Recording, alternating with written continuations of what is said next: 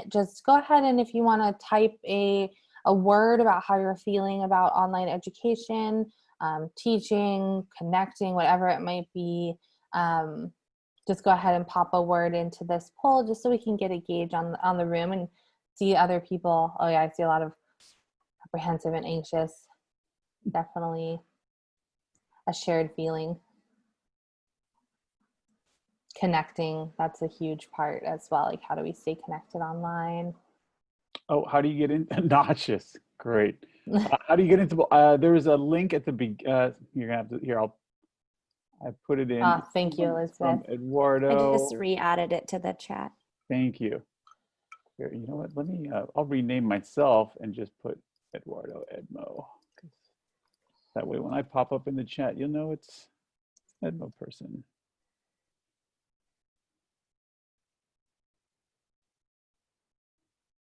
Connection seems to be a really big one. Keeps getting bigger and bigger on the screen. Wonderful. Thank you, everyone. See a lot of people agreeing and feeling similar ways, which we're going to actually talk a little bit about how to share that visually with our students and our participants here today as well.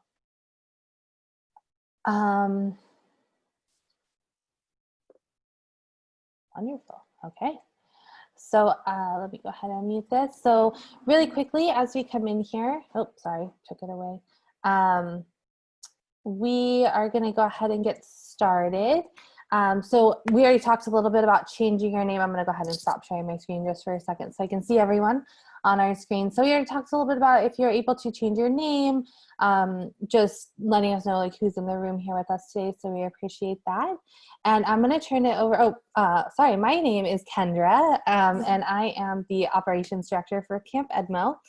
So we have been running our online programming now since March. So we're here to tell you a little bit about our experiences and some of the things that we've learned through trial and error through the last couple of months while we've been doing this. I'll hand it over to Ed.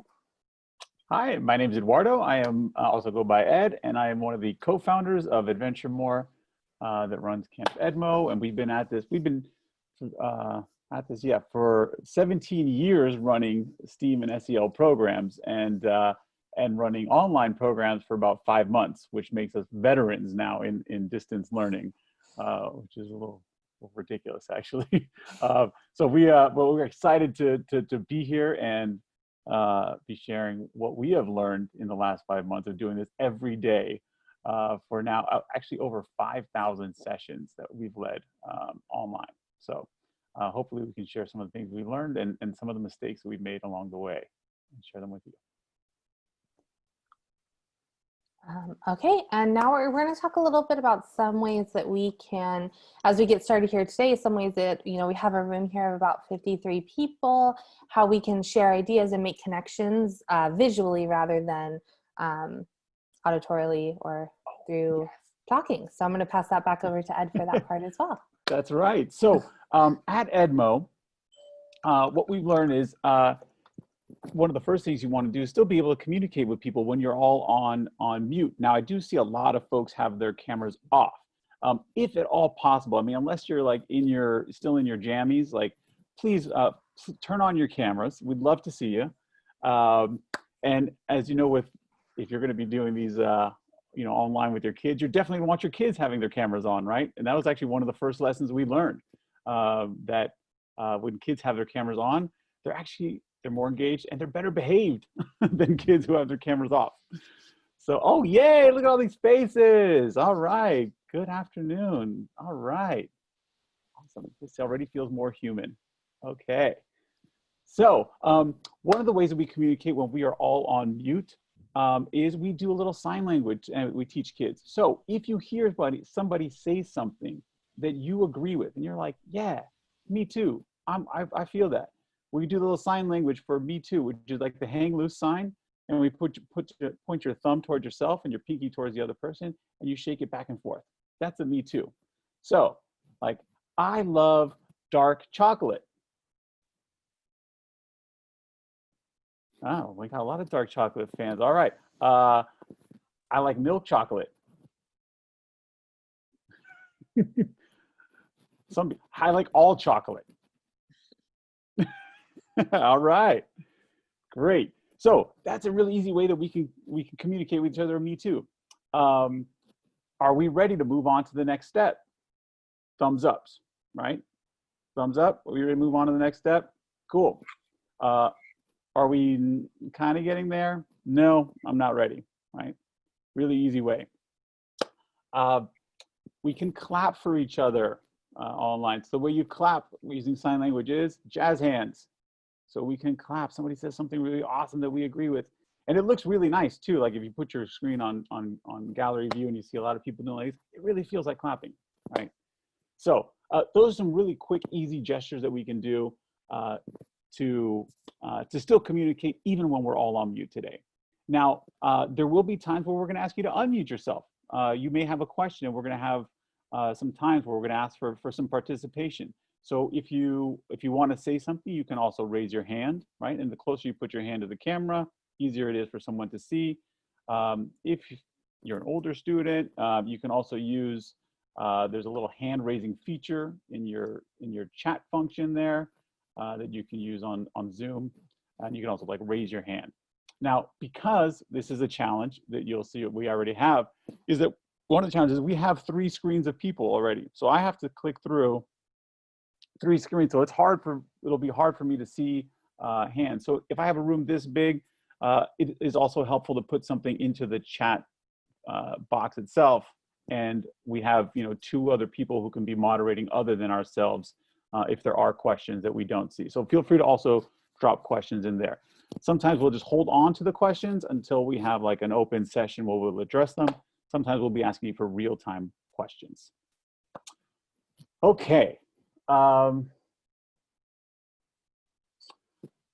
think I covered those. Oh, let's do a quick practice of muting and unmuting. So let's all unmute ourselves and let's all just say, good afternoon, class. All right, on the count of 3. 1, 2, 3. Let's go. Good afternoon, class. Very nice. Okay, you're on Zoom, just so you know. And now let's all practice muting ourselves again. So we're going to go ahead and click. And now, if you were with kids, you might want to point out where that mute button is and that microphone button. But it's always nice to practice just doing that right from the outset. And again, we will be asking you to unmute yourself sometimes to talk. Cool. Kendra, I'm sending it back to you for what to expect today. Sorry, I'm just replying to one person in the chat really quickly. Oh, we already got chats. Love it. Okay.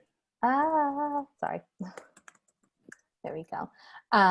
Wonderful. So the expectations for today, I'm just going to go really quickly kind of what we're going to do here today, tell you a little bit about the purpose of our workshop and our goals for today as we move forward. So we're going to start by just telling you a little bit about EDMO, where we've been, how we've changed from a completely in-person program to a completely online program in a very short amount of time. We'll do a lot of breakout sessions today. We'll actually be working in groups, chatting with other teachers and educators, sharing ideas then back to the whole group. And then we'll also do some breakouts around just practicing some of the strategies we're learning today. So our big strategy that we're focusing on today is how to engage children online, but also how to engage yourself online, because that can be a really draining experience to be the person who's on all the time and trying to get campers engaged. So how do we also take care of ourselves as educators and make sure that we are able to remain engaged and do the things we need to do? So we'll do some practices around our engagement strategies. And then we'll talk a little bit about the things that we've learned over the last couple months and some of the failures that we've had and successes that we've had and how we're still learning every single day, which is what this new online format is doing to us. We have to learn and adjust every day that we're doing programs. And then we'll end today with just some questions and an open discussion time. So I'm going to go ahead and share my screen again. And just bring, well, oh, I lost my screen, sorry. Bring up our slide on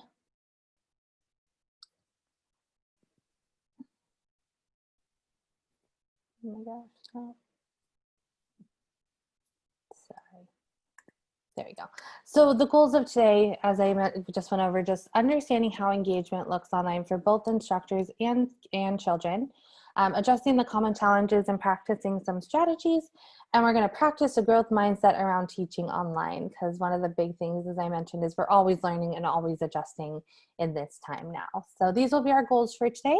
And hopefully by the end of this session, you'll come away with some strategies and ideas around all of these goals that you can bring into your own work as educators. So I'm going to go ahead and turn it over to Ed to talk a little bit about what we've been doing the last couple of months. Great. Who we are. So if you've heard of Camp EDMO before, let me get a me too. I've heard of Camp EDMO. No. Okay, not too many people. Okay, great. And you still sign up for this workshop. Awesome. Thanks. Great. So a little bit about us. We've been around for 17 years. We are a STEAM and social emotional learning focused company. We do mainly summer camp programs, but we also have some after school and in-class programs that we would do as well. This summer, we were set to serve about 10,000 kids across 32 sites in Northern California. We are relatively new to the Sonoma County area. We had sites at the Santa Rosa Junior College and the Petaluma and their Petaluma campus as well. And we've only been there for the last 2 years. So it doesn't surprise me too much that some of you hadn't heard of us, or most of you hadn't heard of us before. That being said, we had about 300 staff in our pipeline. We were ready to go this summer to serve those 10,000 kids when COVID hit. And being that we are a STEAM focused program, and we have a lot of experience in doing design challenges, we had to gather our team and do the design challenge of our lifetime, which is how do we flip our in-person programs into the virtual space, and think about all the different circumstances that a child could be accessing our programs from. Suddenly, you know, in a classroom environment, as you're familiar as most of your educators, you control everything, right? You know how many seats are in your classroom. You know what supplies your kids have. You know the temperature of the room. You know everything, right? And in the virtual world, you don't. Everyone has a completely different setting that they're in. Completely different set of supplies. So we had to then you have to design a curriculum that is applicable to any kind of shape or size of a room, access to technology, all these different things that we had to overcome. So that was our one big design challenge. And then the second design challenge was, how do we price something like this? So maybe if we have time at the end, I'll talk to you a little bit about the honor system pricing and how that works. But we basically found a way to be as equitable as we possibly could with creating access to online learning. So what we're going to be sharing with you today is a little bit about, we had these thoughts of like, wow, this is what it's going to look like. And this is like, we did our best in planning this thing. We actually were able to launch it in about 7 days. In about 7 days, we flipped from in-person to online. And a lot of the things that we thought were going to work great didn't. And some things that we thought were going to work great did. So as all of you are now going to be transitioning into this kind of space yourself, we wanted to share again some of our failures and some of our successes in that process. Like Kendra said, we practice having a maker mindset or a growth mindset around online learning every single day. I saw some of the words people were using, like anxious and nauseous about online learning. We have felt the same thing ourselves, and so have every single one of our instructors. I think when they start teaching, nobody is great at this right away. I applaud the county for even putting out something like this to help you build some confidence around it and give you guys some examples.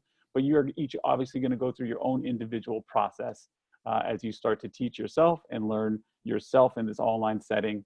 And learn your students and how they are doing with this process. And it's a constant tinkering of like how to get better at it. So thank you guys for joining us today. This, again, like I said, is going to be an interactive session. So do be prepared to be learning a lot, hopefully from each other. And then again, we're going to try to show you as much as we can as well of what we've learned.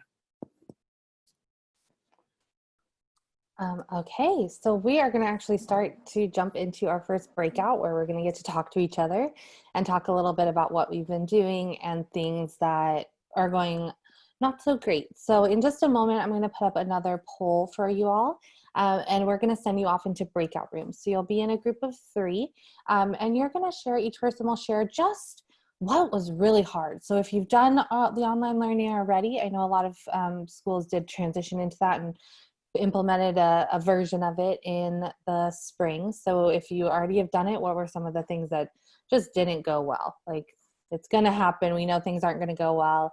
And you're going to go ahead and respond to the poll link on that so we can see kind of, even though we're in breakout rooms, we'll see what everyone was able to say and come up with. And then also, you can also talk a little bit about fears coming up this year. So now that we've all kind of decided that we are now going online, at least for a little bit here, what are some fears or some things that you're nervous about? So each person will have about 2 to 3 minutes to share.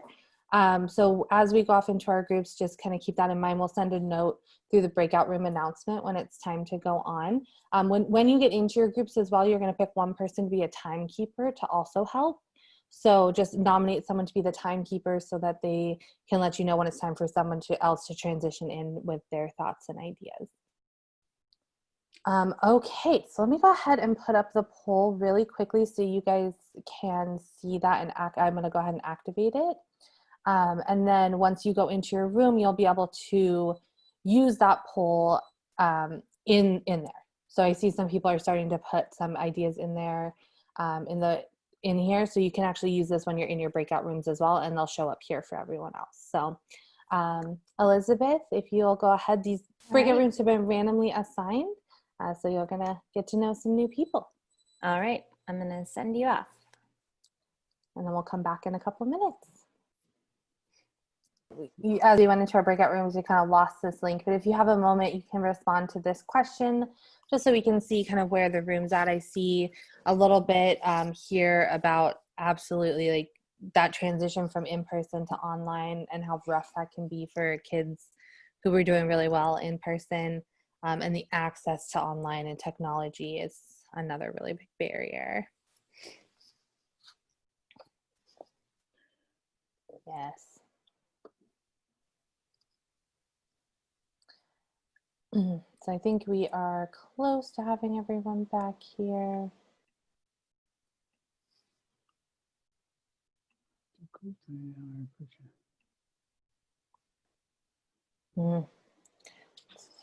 Oh, Right. to have the attendance but not the participation. That's a really hard thing. That barrier. I see that in the chat. We have that one coming through. We also have kisses not showing up. Yeah, that happens. Yeah, it's a rough day when those don't show up. How did your group think? Ooh, the transitions. Yes, that is one of the struggles we also had in starting out. Well, I love it when it's the kids don't show up, but the parents said, "I would like to have that one-on-one time with my child now at 7 o'clock at night." Mm-hmm. Oh yeah.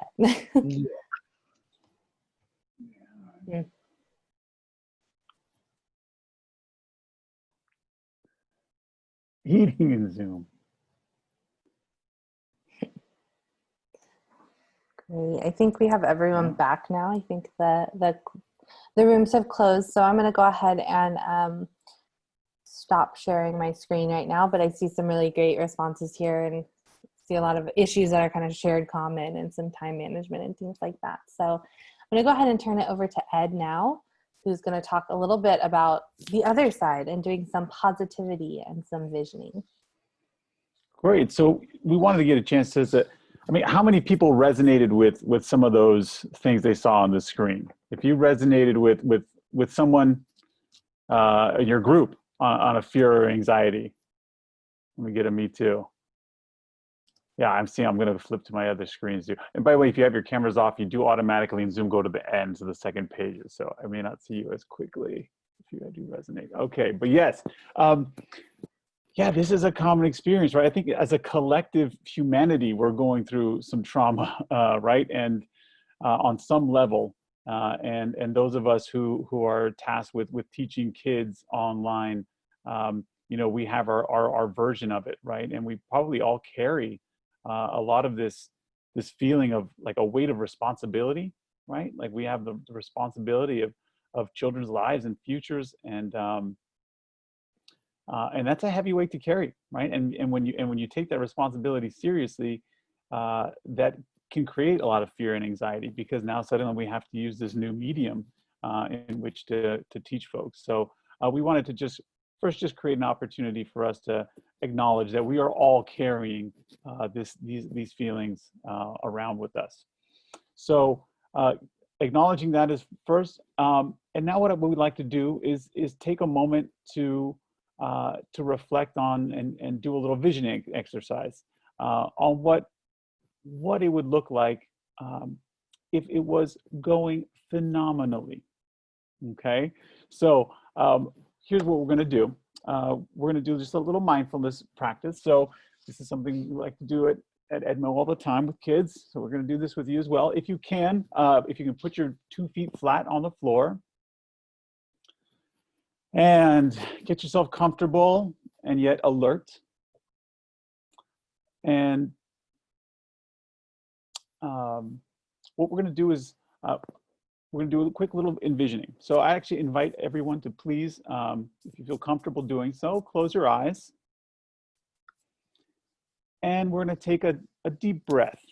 One deep, long, slow breath.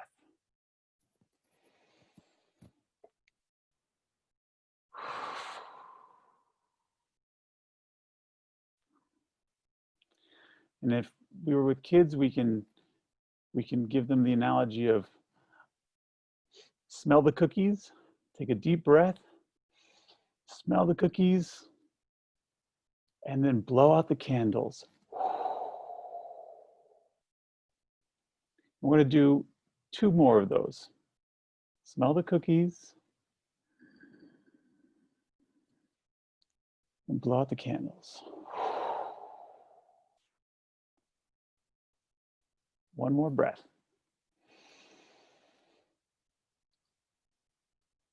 And what I'd like you to do in this moment that we're here together is to take for a moment, picture what you are feeling when you are in a classroom, in a virtual classroom space, and it is going amazingly. What are you feeling? What are you seeing in front of you?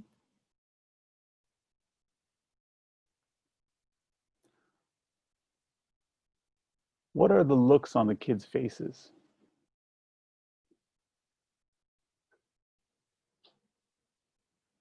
What are they doing with their bodies?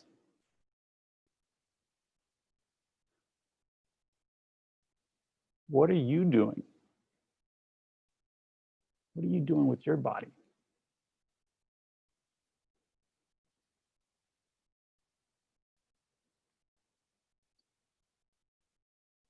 What's the feeling that they're having?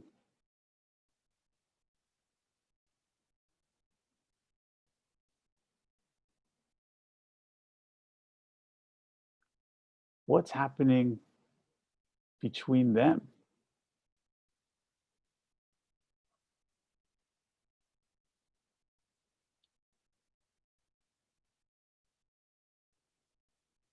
What's happening when you call on a child?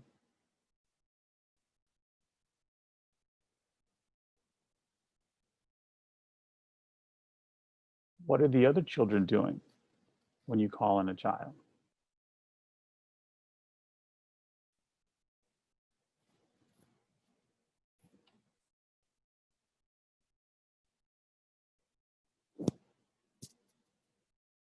How does it make you feel to see this classroom.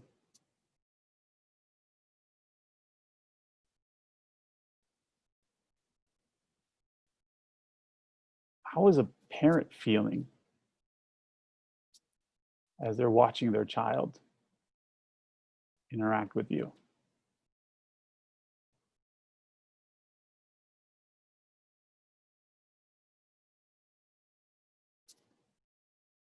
What would you imagine a parent writing in an email to you about their child's experience?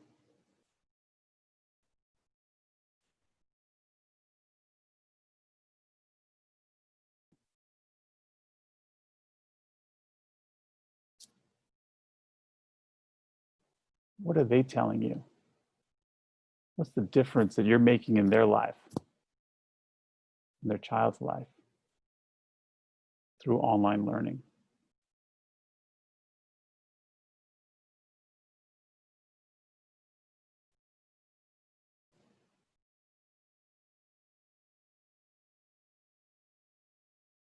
And how does that make you feel?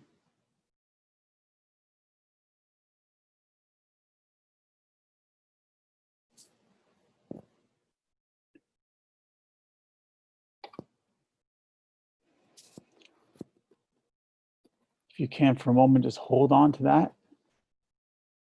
Sit with it. And what we're going to do in a moment is share. I'm going to share with each other what that room looked like, what that experience felt like, what that message was that you got from a parent, and how that made you feel.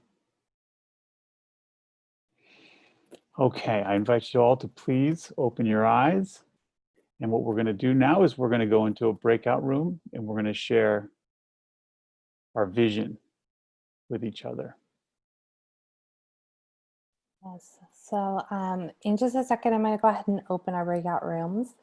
But one of the things we like to do as we transition into breakout rooms is to do some sort of a silly thing. But I feel like right now we're kind of all in the mind space where maybe we need to do something a little bit more calming.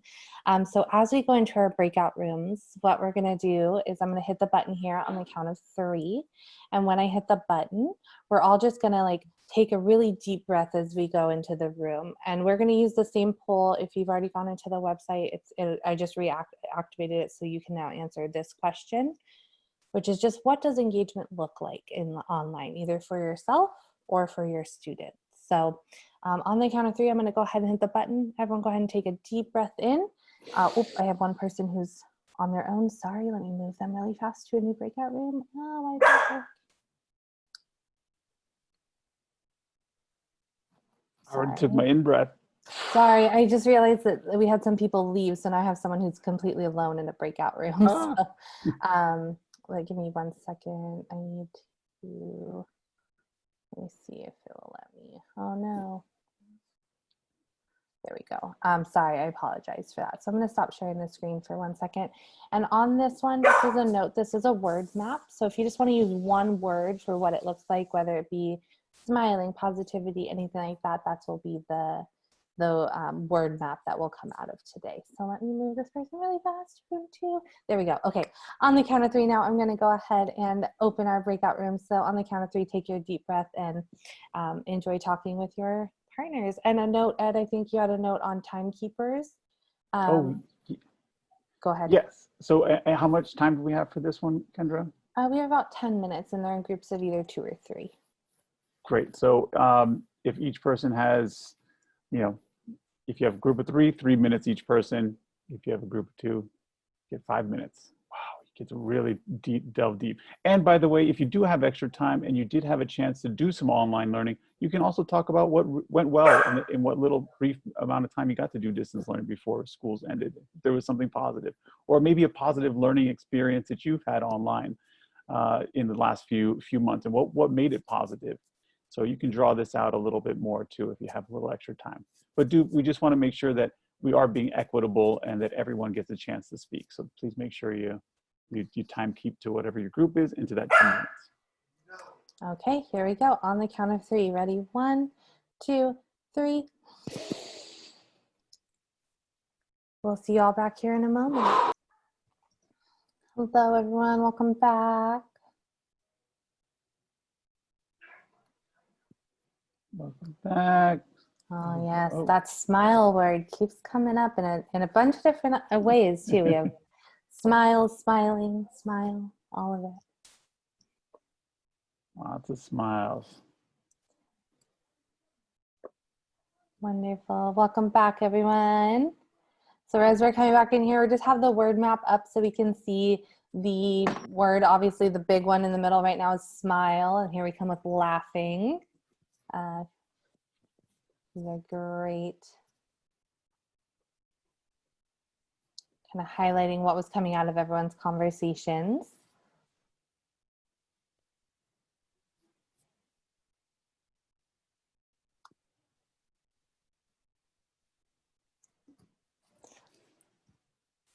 I love it. I saw someone had put autonomous, which I found hadn't thought about that one in the past. Is like that means they're engaged if they're able to work on their own as well. One that's new to me. Sorry, my dog's not happy about being outside.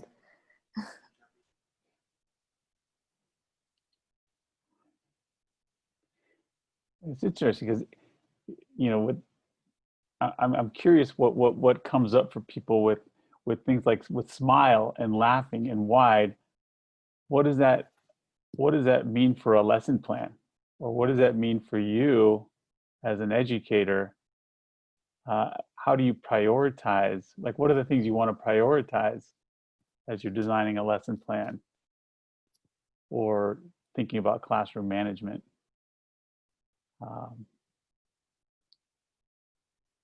These are really the goals, right? That we're listing here. Okay, Ed, I'm going to go ahead and stop screen share. Now we have everyone back, so I'll take this down while you do the discussion. Great. So yeah, I'm curious to hear like what comes up for folks as you see the words of, you know, what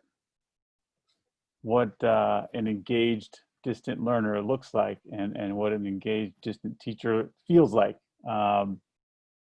You know, what comes up for you in terms of what you think your priority is, or what are the things you should be keeping in mind as you design a lesson plan or think about your behavior management strategies, or you know, what comes up for folks. And this here we can do hand raising. Actually, I'd like to hear some voices now.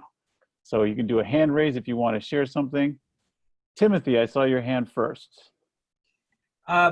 One of the biggest issues that I have that I would like you guys to address if you can is editing inappropriate input on the screen, or you know, because we had to come up with a policy where if you broke the code, you were kicked out of the meeting for the rest of that meeting.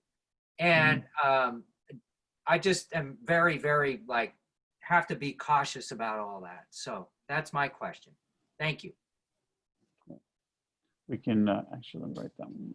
So what happens when there's inappropriate things written on like a shared board, like something like this, if someone had written something inappropriately? Got it. I saw hands. Colette, was it your hand? Colette Weber? I was just, I wasn't sure whether you wanted questions or what we would help us. Yeah, thoughts that come up. Yeah. I was thinking that the idea of practicing all of these things that we're going to be using in our virtual classroom, for example, you know, the hand signals, and such, going in and out of the groups, practicing all that stuff will really help with the management piece of it. But I'm also interested in what to do if people act inappropriately. Great. Hi, I don't have my video, but I'd like to ask a question. Yes, I was wondering how often you use these multiple embedded platforms with younger students. I've seen a lot of that in the seminars over the last couple of days where you post the link in the chat, and then you're asking them to click the link and go to the other thing, then do something over there, then come back to the Zoom. And what realistically, have you done that in younger grades where they're able to navigate in and out of both platforms and make it back to the Zoom meetings? Okay, great. And some of these I'm going to let Kendra answer, but let me make sure I go to the next page. Any other, what about, again, any other thoughts that are coming up as folks were doing a visioning of engaged learning, of like what you feel like? Yes, Janine, sorry, Janine.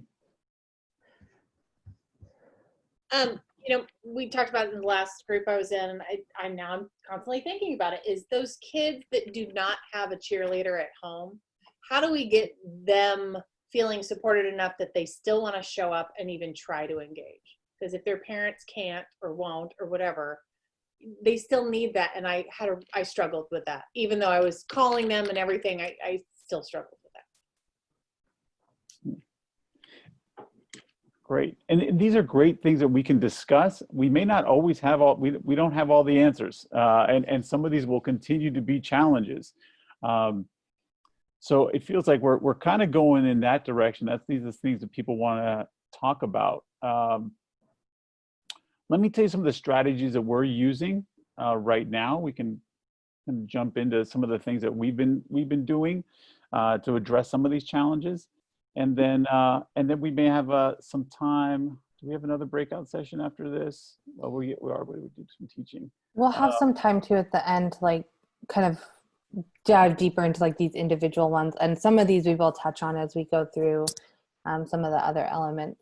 But there's some really good ones. Bringing up that inappropriate one is a concern all the time for us as well. So we can talk about the things we've done. As Ed said, though, we don't have the final answer on how to make it happen, but we've had some pretty good with success with what we've been doing in our programs. So we'll touch on that a little bit. And Kendra, do you want to say, like, let's talk about that one, because that's one of the ones that kind of goes along with, some of the things we're talking about. So, well, I'll start. One of the things we do is make sure the kids, a policy of having cameras on. So, we did find that when kids had their cameras off, we did get more of acting out and weird stuff in the chats. But when you have your cameras on, that's a lot. It seems to minimize that kind of behavior. So that's one of the things. Although, thank you all of you who have your cameras off. We haven't seen too many inappropriate chats. So thank you. But with kids, definitely having cameras on is one of the things. Another thing that we did is we were actually using breakout rooms more at the beginning, but what we found is that the co-host does not have the same kind of powers as the host of the room. So if you are going to be using Zoom, we use Zoom as a platform. I know not all teachers are going to be using that this fall, but if you are using Zoom, you definitely want to make sure that you're the host and not a co-host. Maybe Kendra, you can speak more to those powers of the host, and how we use those, like to moderate behavior. Yeah, so there's like a couple different ways. Obviously, when we're doing this polling feature, I know that was asked, like, how do you keep kids or like edit things out that kids are doing? And there is as a feature like right away to just like you can clear all the answers immediately, which is not what we want to do all the time, obviously, because we want everyone else's answers to still be there. But on the back end of the settings, when you're using these polling softwares, you can have that enabled, like delete specific comments, things like that you can actually set up while you're setting up this input system. So there are a lot now that are actually made specifically for schools and for teachers to be using in their classrooms. So the one that we use is Poll Everywhere because it's a free software. We've only used that one specifically with adults. So I haven't actually come across the issue of inappropriate things being put in there, but that's something to dig a little bit deeper into on their website. But I do know that they have different settings for different polls as well. In the actual classroom environment, one of the things we just really set up is our expectations. So when we're building our expectations with our campers and with our students, they're building them with us. So it's like they actually have a a stake in the expectations and setting the norms for the classroom. And when someone is not following along with those norms, we outline kind of the steps that are taken, which include, for us, we have a counselor or a support staff person who comes in, and actually we take that camper into a breakout room so that they're removed from the main group and they can have a one-on-one or a one-on-two with a couple of our staff members discussion about the behavior and what's going on. Typically in those cases, what we find is there's something going on at home, they're distracted, they thought it would be funny. That's always a big one we get. So we just kind of have that set up where we can actually physically have someone like take them into a different area. And as a host, you have the ability to like put people, like remove them from one area and put them into a breakout room so that they can't like come back to the main room until you say it's okay. Obviously, we never do that alone. They're always with a staff member or another person who's actually talking with them. The other thing we've done in the past is we have had, when we can't use the breakout room for whatever reason, we've talked with campers, and or if somebody gets in who's, we're not sure if they're supposed to be in our room, we put them back in the waiting room. And then we have people who are able to kind of chat with them, call their family. We've had that happen before where we've had to set a camper in the waiting room for a moment while we contact their family about their behavior that's happening on screen. So we do use a lot of like parent communication and family communication around those inappropriate behaviors. And we do let them know, obviously, like if these things continue, it's going to have to become a bigger conversation about like what's the right platform for them. Because while we all know, obviously, we want to do our best to include everyone, we also have to make sure that the remainder of the kids in our care remain safe or feel like they're being heard. So that's been a couple of the things we've done, is just kind of setting those norms. We have only had a couple issues with inappropriate comments in the chat is where we got a lot of ours. So we actually have, one of the things Ed said, we moved all of our instructors to be hosts so that they can actually turn on only private chat. So our campers now, unfortunately, are not allowed to chat with each other in the chat. They have to only chat with the host. So they're just talking to the instructor. That has been very, very helpful in just cutting down on those distracting behaviors. Our first week of camp, we had some very serious bullying happening through private chat.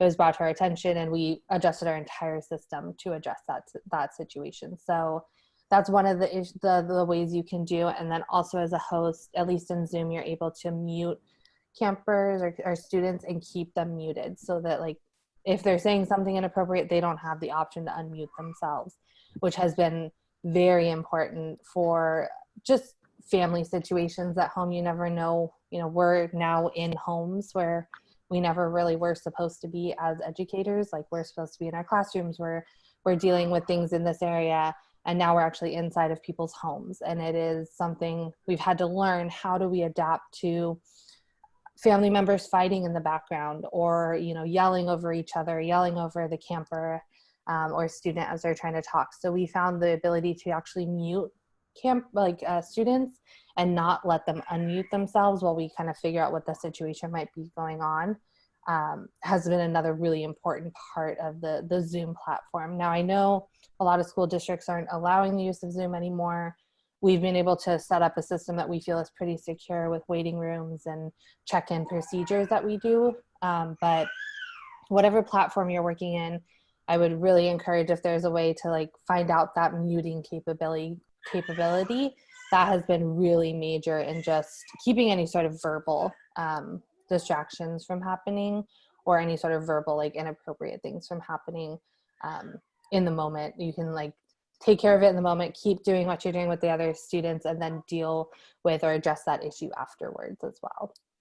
And I don't know if you have any other input. One quick thing on that too, I saw someone mention, make sure to you deal with folks in a trauma-informed manner. And so if you've had some trauma-informed training, or you have trauma-informed training staff in your school, we have for each one of our virtual camps, we have a STEAM coach and a social emotional learning coach. And our staff communicate via, we use Discord, which is kind of like Slack is another one of those. And so they're all able to communicate with each other during a class time. So you know, they'll message the STEAM and SEL coach like, hey, I need some help in here. You know, I'm having a behavior issue. Boom, then that person I'm going to send them to your breakout room. And then boom, you can move that child to the breakout room, and the STEAM or SEL coach is there ready to talk to the child. But you're going to want to have some other messaging platform that you can quickly communicate with other staff members, you know, on your school team. And ideally, you have someone who's trained to help you with maybe some of those things that, you know, some of those issues that may be a little bit deeper, or for that child that needs a little bit of that extra attention. Super, super helpful. Great.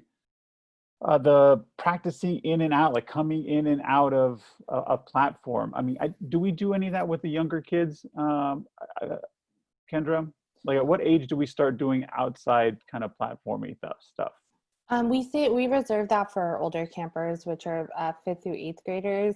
I will say we have found very, very difficult to get our youngest campers, which are 4 and 5-year-olds, to even like go to another Zoom meeting, like to click on a link to get to there. So we do use we don't use like one thing across the board. That's definitely not something I don't think any of us would ever feel is the most productive. So we, for the younger campers, when we want feedback and things, and maybe they don't have video or they don't feel comfortable, they can do something as simple as click the little reaction button on the bottom of their screen, or give a thumbs up. Like that, you can gauge things very quickly just by their reactions.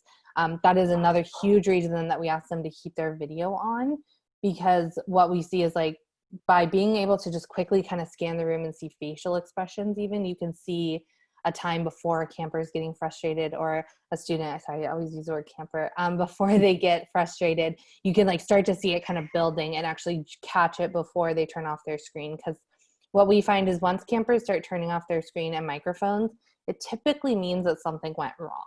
So it typically means like they were getting frustrated, something wasn't working, and we weren't able to catch it if their video is not on. So that's another big part, is just kind of using this. We always say in the grid view as well, we don't do speaker views, so we can see everyone at one time and catch those like little facial expressions of those little, you know, frustrated little hands in the screen for the little guys, before they are, you know, before they get to that point where they feel like they have to completely disconnect and leave because they're too frustrated. And this is something I've been advocating with leaders across the state and districts that I speak with. Small groups, you know, if your staff or if your school was looking at doing a hybrid model of some sort, an A/B model for in-person, if it's possible, and if your district is still designing what your virtual day is going to look like, we recommend keeping an A/B model even for the online world. As anyone who knows, like, it's hard. The more squares you have on the screen, the harder it is for you to see body language, see expressions, call on hands. You know, if you have to go to 2 screens to see your whole class, that's rough, right? Because, you know, you're just not going to be able to do that kind of online engagement you're going to need to do. So if you can keep an A/B model, you're going to probably find more success. We try to keep our ratios for our youngest kids 1 to 8, for our oldest kids 1 to 15, and so, you know, and what we find, like, you know, sometimes even for our older kids, if we're doing the tech programs, we actually drop that ratio back down again. You know, some of the tech programs that we do, like the coding and 3D modeling, we bring those back down to 1 to 10 again. So you're going to have to, you know, kind of gauge your whatever the age group of your class is. If your district will allow you to do an A+B model or A/B model for distance learning, but that would be one of our big recommendations.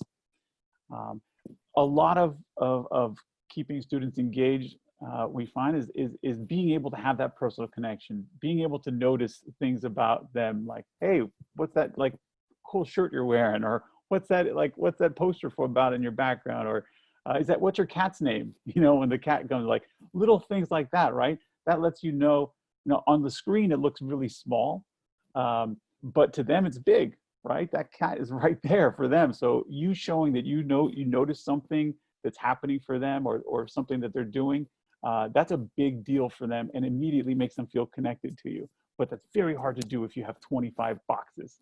You can only do it for so many people. Looks like we have two questions in the chat box. How do you deal with inequalities of homes? Do you teach them to do backgrounds? And then also, how long are the Zoom meetings that you guys hold? Balancing screen time and hands-on time.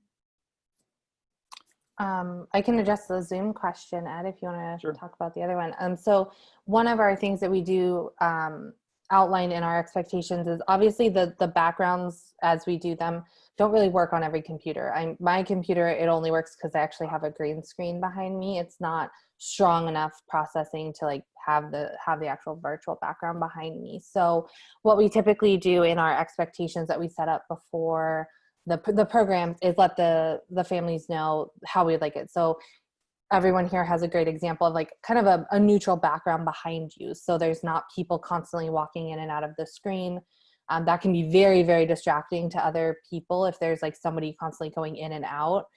So our instructors and our campers, we do set that expectation of some way, like even if you have to sit like against a wall, or if you need to put like a sheet behind you, or if you need to go outside, if you need to use your phone instead of your computer, we do set up our program so we have that option for campers. They don't always have to be on a computer. They can be on a phone or a tablet. So if they need to reposition or move around, that is an option for them as well. And then we also just ask that what we're all doing now here as well is just that staying on mute, because a lot of campers, our students, even ourselves, we don't realize how much background noise we can have around us.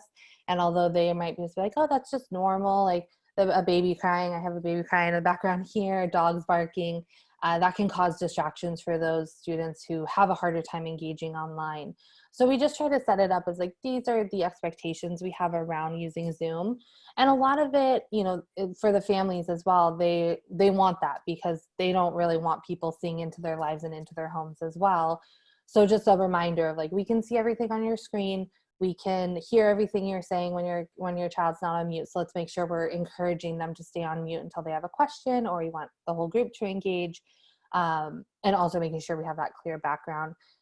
And then we do have the ability to turn off videos. That has unfortunately come up a few times in some of our programs, where we have a family member who's walking around without clothes on, or just in their underwear in the background. So all of our staff is trained really immediately just to like turn that video off like right away, and then just kind of let the camper know in the chat, or the family know like, this is why we had to turn off the video. It's not that we don't want to see your camper, but this happened today. So we also do a lot of follow-up if there are any of those issues that come with the families, so that they understand why things are happening. Because we have had a couple times where we've had to mute campers or turn off their videos, and their families see that as like a personal attack on them. And it's really like, oh, this is what happened. If we can maybe adjust our computer or our tablet so that doesn't happen again, we won't have that issue. So really, it's kind of like dealing with the issues in the moment, but setting those expectations ahead of time as best as we can. It's a weird world to be in, where your kids have to think about what's behind them. They're in their little worlds, and they have to also think about the other things going on. And I would recommend get a standard for your school, and so all your teachers are sending out kind of the same expectation to all the classrooms. So it's also not a personal thing that you're telling them. It's like, hey, this is our school policy around trying to have a neutral background or screen. Like this is what we do. So getting some coherence around that will also take some heat off of you. The equity piece and inequalities of homes. Yeah, this was one of the big design challenges, right? Because we have some kids who might be living in a 1-bedroom apartment with and other kids who had 3-bedroom homes with a nice yard. And so how do you design curriculum around that? So we assume we design for the smallest amount of space, basically, and that's been kind of our model all along. So when we do, every day we have tech programs. If we design a tech program, we design it so that there are options for folks who only have Chromebooks that are provided by the district, as well as ones if you happen to have a laptop. If you're doing a recreation activity, like we do recreation activities, we assume that you have basically just about the amount of space that's around your computer, like a 6x6 space.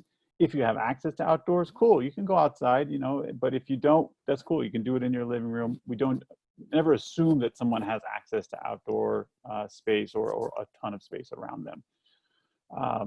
You know, someone mentioned here that, if someone lives in a car, wow, that's a tough one. I mean, there's, again, it depends on the kind of activity that you're doing. But if they're using their car as a classroom, I would, that might be something you want to take some time with that family to figure out, what's going to work best with them. Maybe that's something that you're going to talk about ahead of time, and to see like what kind of accommodations or what kind of activities, distance learning activities you can do. Do they have access to, if they're living in a car, do they have access to Wi-Fi? Are they borrowing Wi-Fi from someplace else? If they're in a place that's outside of a place that has a Wi-Fi, like if they're outside a coffee shop, is there a safe place in the parking lot for them to like walk around or maybe do an activity if you're doing something movement? But that's something I would definitely check in with that family one-on-one. I see another one. Well, someone asked for the cheerleader one, because I want to get to that too. Like, that's one of our biggest challenges, I think, right now is getting the parents on the same page that we are around having a growth mindset, having a maker mindset. Like we do all this training, we train all our staff, we do have all this curriculum for the kids, and yet the parent can be on a completely different page in terms of the lessons they're teaching their kids, the way they interact with the world, right, and other people. So, what we've done at EDMO is we have a framework, we call it the EDMO method. And what we try to do is make it very easy for families to have a tool at home to reinforce the kinds of lessons that we're trying to teach at camp. So whether we're teaching coding or science or cooking, whatever it is, we always bring it back around these 6 SEL skills. And your district or your school may have your own, keywords, like what are your SEL skills or words that you're focusing on. The 6 that we focus on, we call it the EDMO recipe. Recipe is an acronym for responsibility, empathy, collaboration, initiative, problem solving, and emotion management. And so when we send home materials to parents before the classes, they get those 6 words ahead of time, and they like, these are what we're actually trying to teach your kids. Whether, no matter what you're doing, we're trying to reinforce these 6 SEL skills. We're trying to reinforce a growth mindset, and we link it to our website so they can read more about what is a growth mindset. But definitely you're going to want to have some tools for what are you trying to teach your kids through whatever it is, through math or through your history lesson or whatever it is you're teaching. What are the life skills that you want to focus on with your kids? Because I see it at the state level. Tony Thurman, they've got like a whole group of educators and thought leaders around SEL and how we incorporate it statewide. If you don't have one already for your school, some kind of SEL framework, look into it, talk about it with your teams. Think about what are those character traits, those social emotional learning traits that you want your kids to do, to exhibit, and then make sure your parents know what those are. So you can always you can have a common language with your parents around what you're trying to teach kids.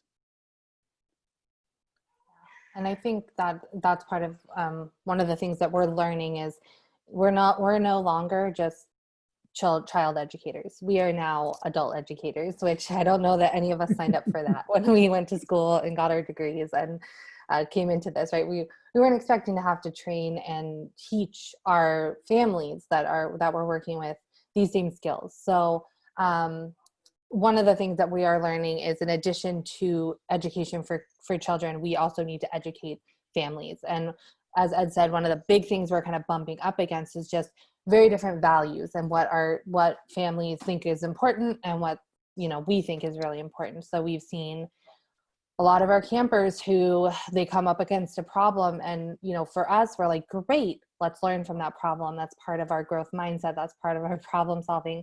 And what we're finding is a lot of our families are like, if you come up against a problem, maybe this isn't just for you. Like, you can't do this. So, and then they have them log off and they have them leave.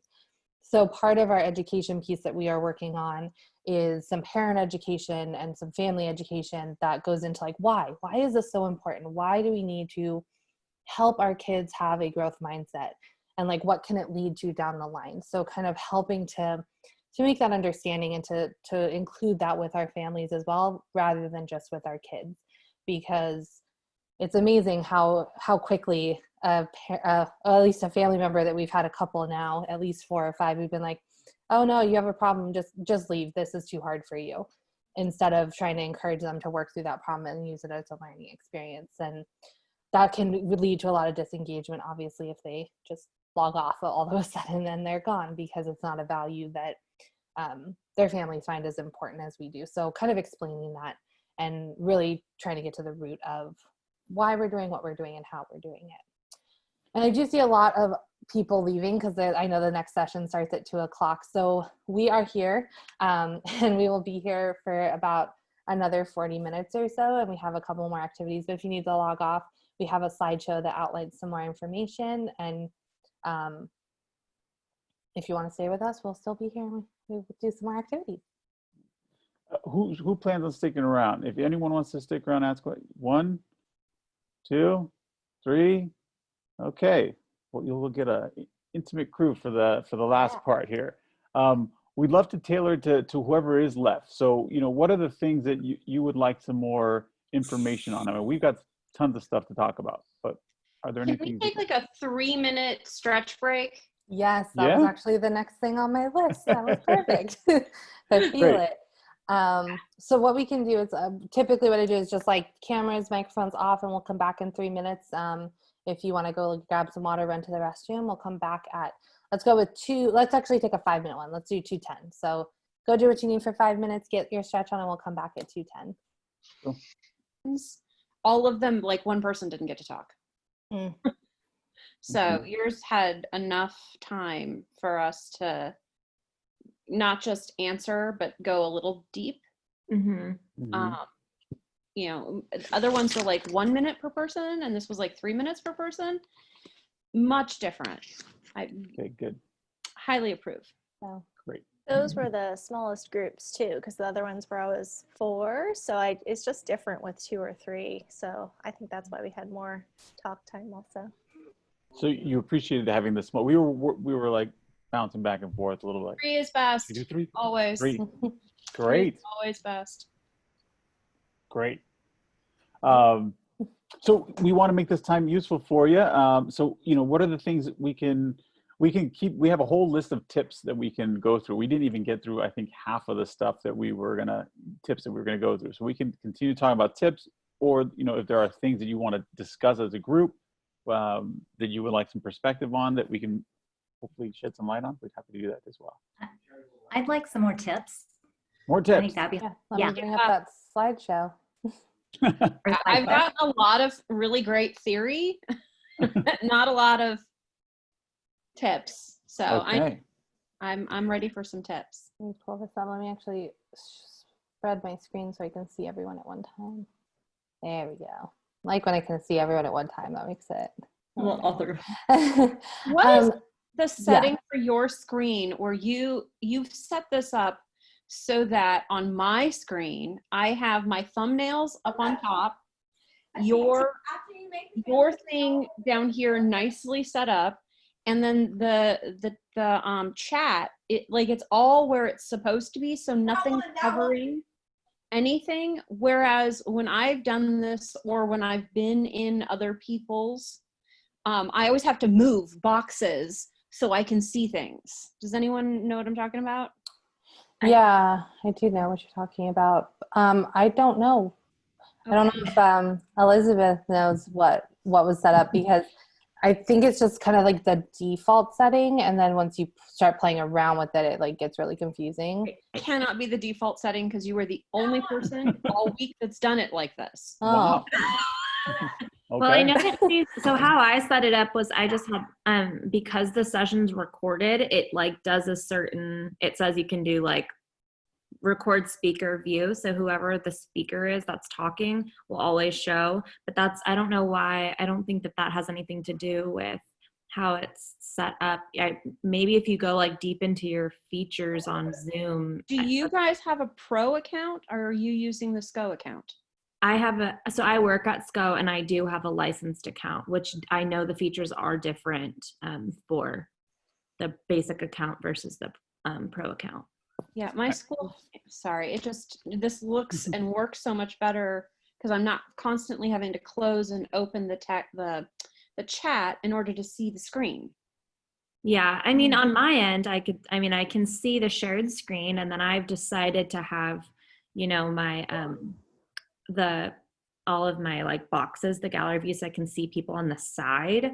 And then I actually do have to move my chat around because it covers Maybe it's either, something I did. yeah, the faces or the I'll text. stop So talking. it's a little different everywhere you go. And I want to say hi to Sarah. Lenny, nice to see you. Sarah's the Hey, person. Sarah. I had to figure out at the same time, and I know you guys still have teachers on, but I was dying to drop in and see how things went and see what we could do to make it better. So I'll be quiet until you guys are done. Yeah, Okay. we lost a lot of people here, but we have some people who wanted to stay and hang out with us and get some more info. Yeah, they're gonna get the extra special tips, the VIP tips. Yeah. VIP. Well, and that's the best thing, guys, is like we asked, we begged Camp EDMO if they would just stay for a little longer because we knew some people would want to go deep. So I won't take your guys' time, but please like use this resource while you've got them, and you guys get to have individual coaching and planning. Thanks. So I have up here just one of the big thing that we believe 100% and have seen as a result of our surveys. We do surveys to families every week, and this is the highlight of like the thing that keeps coming back, and that is that the student or camper engagement starts with the teacher or instructor engagement. Like that is number one.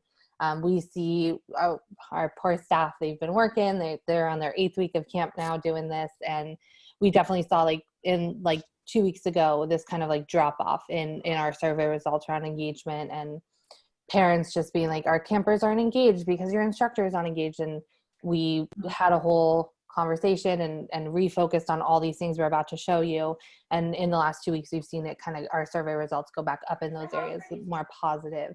So it really does just show that the engagement 100% comes down to the leader and the amount of effort and the amount of like wholeheartedness you can give to this engagement piece.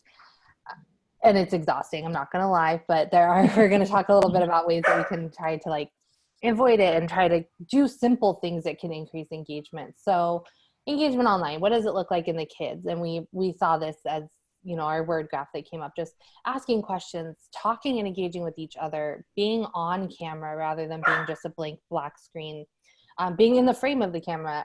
Our campers don't always remember, like if you're over here, you walk away, like we can't see or hear you anymore. So like, how do we stay framed in the middle of the camera? They're leaning in, they're showing you the things that they're doing. They're just, that engagement, you feel it when you're in a classroom in person as well, but online, you can also get that same feeling. And we've had that experience a lot of times where I like walk away from a class, I'm like, wow, I like felt like I was in person with these campers. Like they were all talking to me. I talked to all of them one time. I saw all their projects. They were talking to each other, all of those wonderful things. Then for the instructors, I'll jump in for this one. This is super crucial. You'll notice during our presentation, we were always doing some kind of a check-in every 5 to 10 minutes. I would say the younger your kids, the shorter the amount of time you need to do check-ins. And check-ins can be nonverbal, right? It doesn't necessarily mean like everyone is saying something, but you can be doing the me toos or asking people to clap or checking for understanding with thumbs, at least every 5 minutes. The more you're checking in and the expectation is that you're going to be checking in, the more they're going to stay engaged. The longer you talk and the more they expect you to be talking for a long time, the more easily their attentions will drift off. So set that expectation early that you're going to be doing lots of check-ins. And again, the sign language is super helpful for that. So kids by name. So again, that makes it hard when you have multiple screens to use names. But if you have all your kids right in front of you in your gallery view, you're able to use names, use them often. And even if, again, they're not, even if they're on mute, you can be like, I could say, Heidi, great smile over there. I see you're getting it right now, or, like, and we do these family cooking series with chefs. And this is one of the first things I tell the chefs is use kids' names all the time. Just constantly use it and you'll just see them lighting up. Asking questions about surroundings. So yes, try to have have the kids have a plain background behind them. But if they have a poster on their wall of a favorite sports, or again, like their cat climbs on their table, or it's okay to make time for some of these personal connections that can happen with some of the spontaneous stuff that happens online. Like the more you ignore it, the more they feel unseen. So even just naming it, if you're seeing the cat, guess what? Everyone else in the class is seeing the cat too. So maybe it's like a time to just take a little moment to talk about the cat, or maybe say, hey, at break, I want to hear more about your cat. Boom! Now the kid knows, like, they know me, and I get a chance to talk about this thing that I love. Getting silly, that's at camp, that's something we do naturally. That's one of our first design challenges, is like, how do you create that camp vibe? And one of the biggest things about camp is we're silly, right? Like, you make time for fun. And it was interesting to see when we did the word gram, what are the anagrams? It's like a word map. Word map, okay. So when we did the word map, what was the number one word? When we did like the vision of what engaged distant learning looks like, it was smile for Sarah, who wasn't here. Smile was the big one. Smile, or smiling, laughing. That was like the number one thing.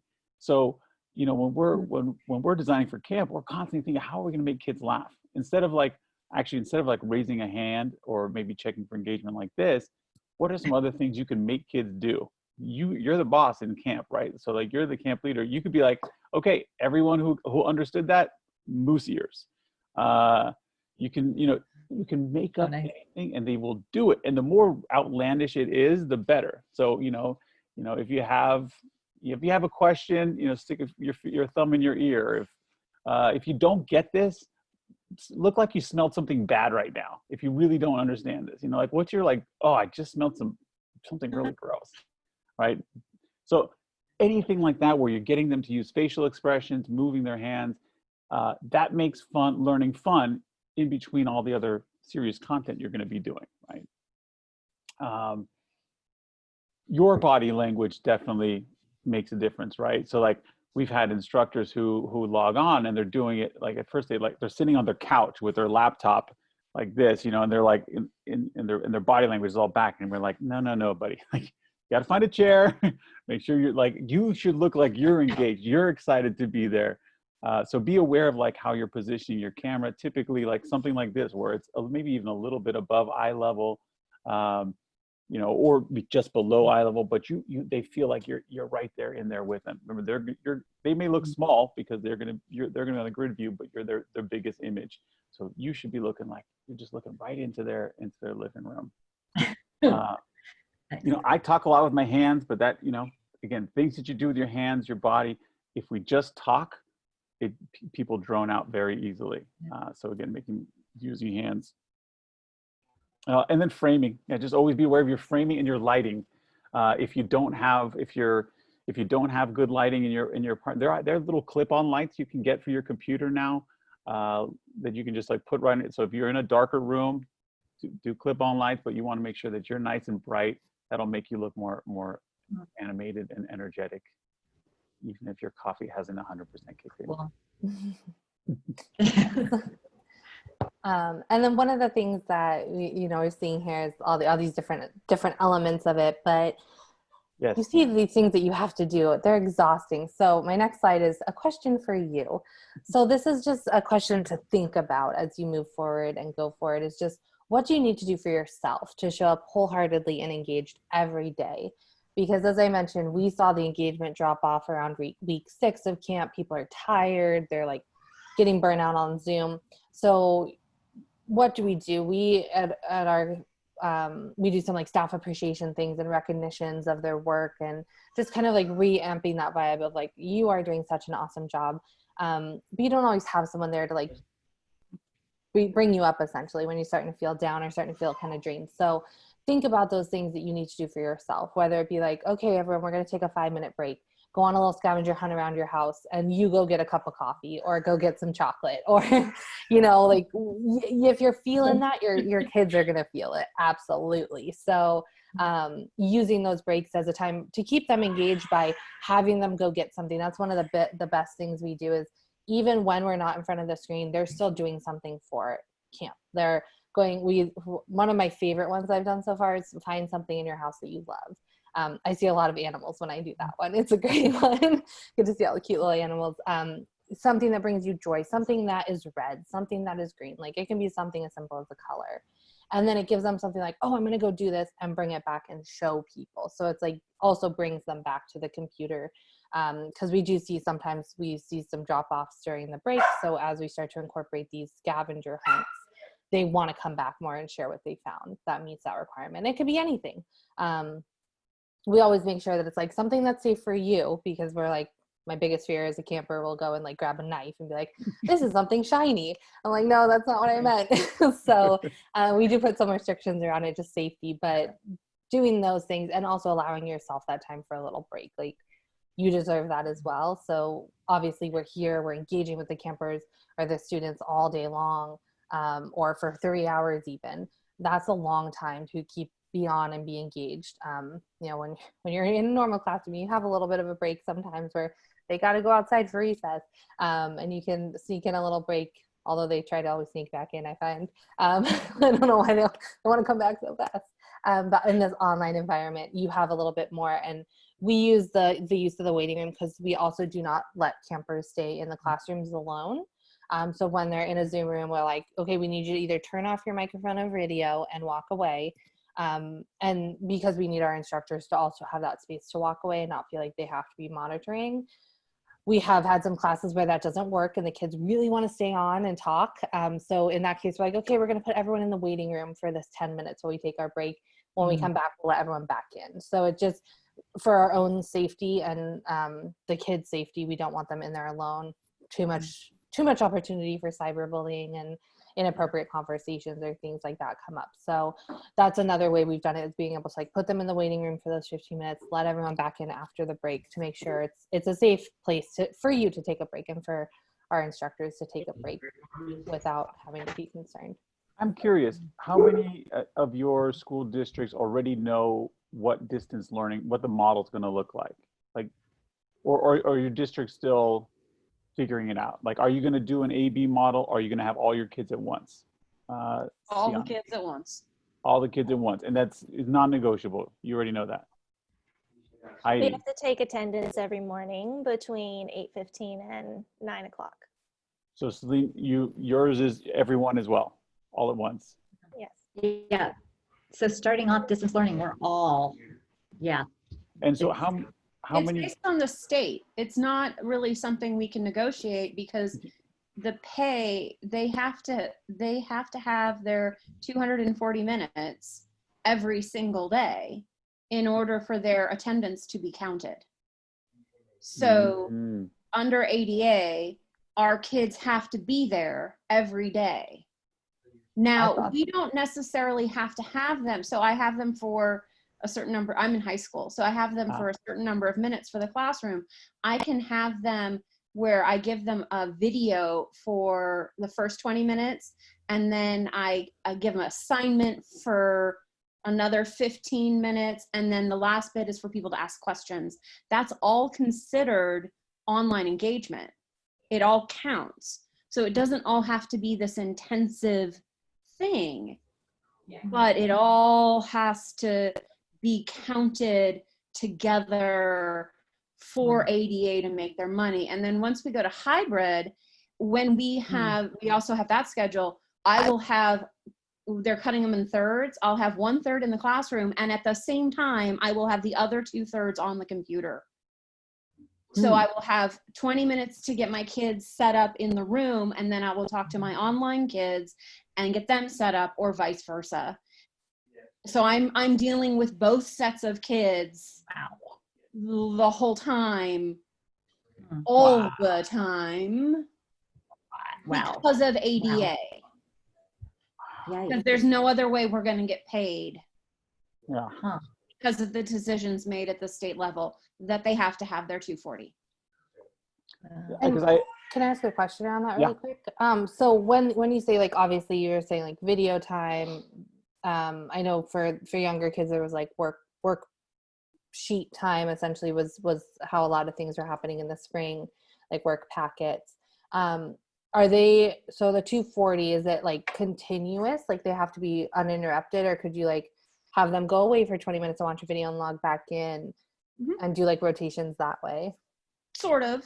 What do you do on the Sims replay? They're not 100% clear. I mean, there's breaks built into it. So I've got them for an hour, and they have a 15-minute break, and then my next class I have for an hour, and then if you go to hybrid, it's 80 minutes and then a break, and 80 minutes and then a break.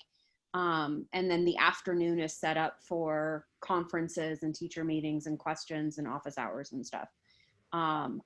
But the thing is that we have to have scheduled class time with teacher, with credential for 240 for every student in California. Is that the same with the elementary? Anyone got elementary kids? I'm in a middle school. Yeah, sorry, go ahead. Oh yeah, so I'm 6th grade, but at an elementary school, and we have 4 hours of a day in terms of minutes for our 6th graders, but it doesn't all have to be in a Zoom meeting with the teacher. So it's not like 4 hours of Zoom every day. And we haven't gotten specifications of exactly like the minimum requirement even of how much we have to do with Zoom.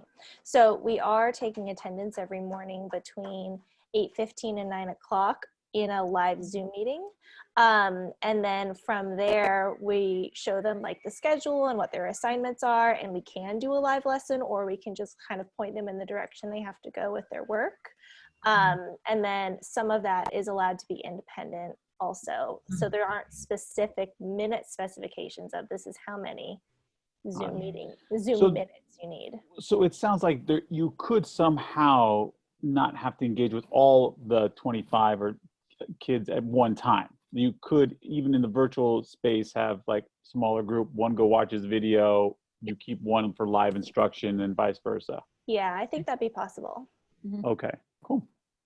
If possible, I would 100% recommend it. Just we've seen the experience of having, a class of 20. I ended up with that one time, and the difference in energy and participation level between 15 and 20 is very weird. I'm like, it's 5 more kids. You would think it wouldn't have that big of an impact, but it really did.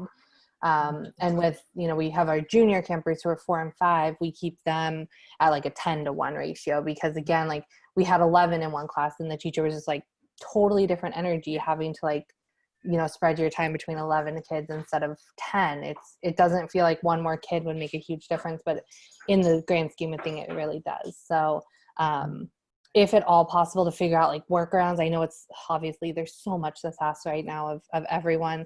And like, in my brain, I'm like, okay, great. We could like rotate and do this, but I know that that's also a scheduling nightmare to like have kids leave and come back. We lose campers. So we already have a B schedule for my school, block schedule, and then we're going to have an XYZ schedule. And then you want me to split the class up? Yeah, it's a lot. I would just say like what we have found is it does make it a lot easier. So I'm like, it might be worth the extra work at the beginning, or like trying to get it organized in order to get there. So you can keep that engagement. It's just once you hit a certain number, you've lost it. You're more doing a webinar than doing like an actual interactive call.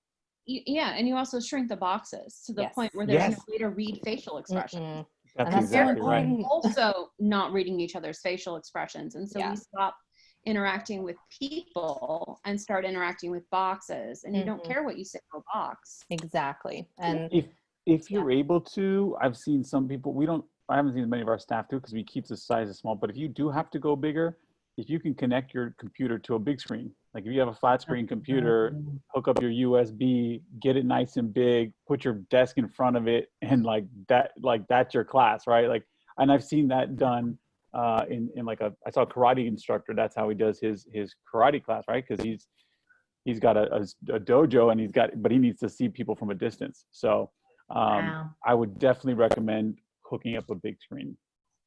And we just lost Colette, and I was going to ask Colette what grade she taught, and we didn't engage with her for more than 5 minutes, and she dropped off. See, proof in the pudding right there. Happens right away. Let me go back here really quick. I just want to make sure. Oh, and this is actually one of my next slides that I have is our dreams versus reality, because we all know that we do not live in the dream world. So let me pull that up really quickly for you all so you can see kind of the things we think and some considerations we had around that. So our dreams obviously would be to have groups of like 5 to 8 students at a time, and we could talk with everyone and get really intimate and really like make sure they're engaged and make sure that we're supporting them as best as possible. It would also be wonderful to have full tech support for those students who can't get on Zoom, don't know how to unmute themselves, whatever the issue might be, families who need extra support. Full class supports for small breakouts, so you could like have somebody else like with a group while you're with one, right? And then easy material and tech access for every student would be our dream reality. But our actual reality is that you're probably going to have groups of 15 to 20 students. So 35 for high school. 35. Yeah. So how can you strategically work to be able to talk to, every student every day, right? That's so important for engagement, is that being able to check in with each student, whether it be the hand motions, whether it be the poll, whether it be some other way to check in with them. That check-in is so important. To make sure that they're heard and they know that you see them and you know that they're there, because that is what we have been noticing in our online environment, is when we don't acknowledge kids that are there, or we don't acknowledge them throughout the lesson, they seem to think you forgot about them. Because they're staring at a screen. And in our older kid programs, and that's one of the things we see in our middle school programs, they all love to turn their cameras off. So we have a rule that when we're online, we understand there's sometimes where it's uncomfortable to be on camera, especially in our tech programs. We had some campers respond like leaning into the computer to see their stuff. They feel like their look on camera is not great and they're uncomfortable with it. So we now have like a required camera turn on every 5 to 10 minutes, just like a normal check-in. So anytime we're actually checking in, they have to turn on their cameras. But if they would like to turn off their cameras for 5 minutes while they're like focusing in on something, and maybe they're worried about what their face is doing or how they look, there's a lot of things that go into self-esteem, then they can turn their camera off during that time. But every 5 minutes you have to turn it on and like give us a thumbs up or give us a smile that you're doing okay. So that we can do that check-in without trying to just force it over and over again. For the younger kids, we ask them to keep it on all the time, and they're typically okay with that. But for our middle schoolers, that self-consciousness tends to start to creep in a little bit. And then obviously with high schoolers, even more. So that's one of the things. And then like our tech support, we actually, and I'm assuming this is similar at your schools, they're shared between multiple classrooms. So it's like you don't have tech support just for your class to help you. So how do we help with those tech issues that are coming up, whether it be a resource, whatever platform you're using, typically they have an online resource you can send to families on like how to get in, how to test your microphone if things aren't working. So actually having a resource available for families to help them get online ahead of time. Or if you have a tech department who has a guide already, making sure that's readily available. If you're using, Google Meets, or you're using Zoom, whatever platform you might be using, typically they do have like a Q&A section. So you can even like link to that for your students, because one of the biggest reasons we find some disengagement happening is they can't hear, their screen's not working, their microphone's not working, and those all take so much time to problem solve in the moment. So if you can have like independent resources available that they can work through some of them on their own, that's a really, really helpful thing. And then obviously I mentioned we can't have like small group breakouts. We don't have the staff to support that. And we also don't want kids in breakout rooms by themselves. That tends to just, again, you don't have any adult supervision there. It can lead to some problems. So we use that private chat function. So it's like, if you have a specific question, you don't feel comfortable raising your hand, private chat, and we'll either follow up in the moment or after class or anything like that. So you can actually get that feedback as well. And then one of the things that we've had to really, really do is modify our lessons. So we've typically would do lessons that involved giant cardboard boxes and building robots that were life-size, and all of these kind of things that we would typically do in an online or in an in-person program, we've had to completely adjust. So we found, these are the kind of median needs of people and families who are joining us. How do we meet those needs kind of in the middle for everyone? And then how do we provide a simpler option for those who need it, and how do we provide a more advanced option for those who need it? So all of our lessons include materials is a big one. So I know someone asked that question about, we use like a lot of recycled materials. So it's like, here's what we need and why you need it. You can find something else that will work in its place. So for example, if we've been doing building bridges for like testing weight and learning about those elements. And it's like, okay, typically we would use craft sticks. That's not readily available to a lot of families. If you want to purchase them, awesome. If not, what else could you use for support? A chopstick would work. A fork would work. A piece of cardboard that's like layered together would work. So giving alternative options, and just kind of what we have found is giving them the purpose. Like, you need something that's going to support this weight. Look around your house, find what might work. And I know someone mentioned like people who might be living in a car or might be living in transitional housing or anything like that, where they don't have access to materials. That's another thing we can bring into it. It's like, okay, well, what do you have around you? Do you have a phone? Again, that can be used to like support things as a bridge. Do you have a piece of paper you can roll tightly into a tube? So there's like some little adjustments you can make. And as our instructors are giving directions, they don't call out any people who might not have the supplies, obviously, but what they do is just provide alternatives and kind of talk through some other options that could work in its place. So modifying lessons to kind of be a middle ground. And then also, in addition to that, providing examples of different things that could be used to complete whatever task you're trying to give them or work them through. And this ties in nicely to like our that recipe, that SEL kind of anchor that we always bring things back to. So, hey, we're going to practice problem solving right now, and always make problems an opportunity, right? Like, Dad, this is great. We get to practice our problem solving skills, or we're going to get to practice our collaboration skills right now. Great. Something's not going well. Awesome. Okay, let's figure this out. Like, too often, like kids think like, oh, it's not going well, and then they give up. And creating that culture in your classroom that we're actually looking for things to not go well, right? Like, this is part of what we're doing in our class today is we're going to try to find ways to fail and then figure out how to succeed in the face of those challenges. So yeah, that's part of creating that culture that's going to help you in the online world. You'll notice when we started our workshop today, we literally started with, we failed a lot. And so, acknowledging that at the beginning, that you're going to be we're all going to be making mistakes along the way here. That's really important for kids too.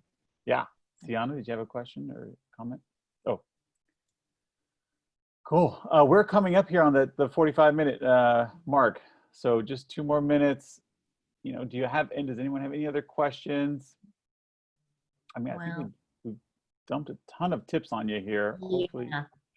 Thank you. This is so helpful. Like, I'm thinking about my parent letter that I'm going to send out, explaining the rules for conduct, sending them links for help, for the online platforms. So this has been really helpful. Thank you. And just as a note, I just put both mine and Ed's emails in the chat. If you guys want to copy those down, we are always more than willing to answer questions as you go. As you're planning, if you're like, hey, would this like work, do you think, like, reach out. We're more than willing to answer questions and provide like tips and things that we have learned throughout this process. Because as I like to say now, we have failed to learn, which we just keep like things keep going wrong for us, and we learn and we change, and it's going to keep happening for the rest of the year at least. Yeah. And if you have kids who are going to be looking for some enrichment, even this summer or during the school year, we're going to be running programs all year round, all STEAM focused, coding, design challenges, you name it. And I mentioned that honor system pricing. This is something that we created because we know people could be losing their jobs from one day to the next. We got rid of financial aid forms, sliding scale form. It's all gone. It's just, you tell us basically what you can afford. So we put out the price at $15 an hour. I think maybe in the fall it might go to 16. And then what we do publicly, right next to the price, we put an honor code worth 50% off or 80% off. And you choose as a parent whether you're going to pay the full price whether you donate more, we're a nonprofit, or whether you need some financial aid, in which case you can enter in one of the codes, no questions asked, just pop it in, and that's how we roll now. And so basically a family, if they can even afford $2 or $3 an hour for live hands-on enrichment, they can get it online year round. And we're teaching everything now, science, Spanish, cooking, I mean, you name it, they can do it online. And, Wow, and that's what is your age group? We go K through 8 for our pre-K through 8th grade for our what we're calling our classes and our clubs. And then we also have up through 12th grade for our coaches. We have a one-on-one coaching program as well. That one's a little more expensive, but we're going to build out a volunteer platform, which will make it more accessible for folks as well. Yeah, pre-K through 8th grade. Great resources. And yeah, thank you.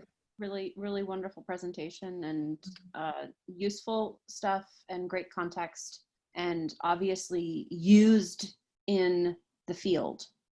Yeah. Is really great for educators to get stuff that has been clearly tried. Try. This summer we've led over 5,200 sessions and counting now, and we've had kids logging on from 43 different states and 7 countries now into our online learning platform, which is something that's like we never would have imagined doing 4 months ago. Oh my gosh, crazy. Good job, you guys. Thank you. Good work.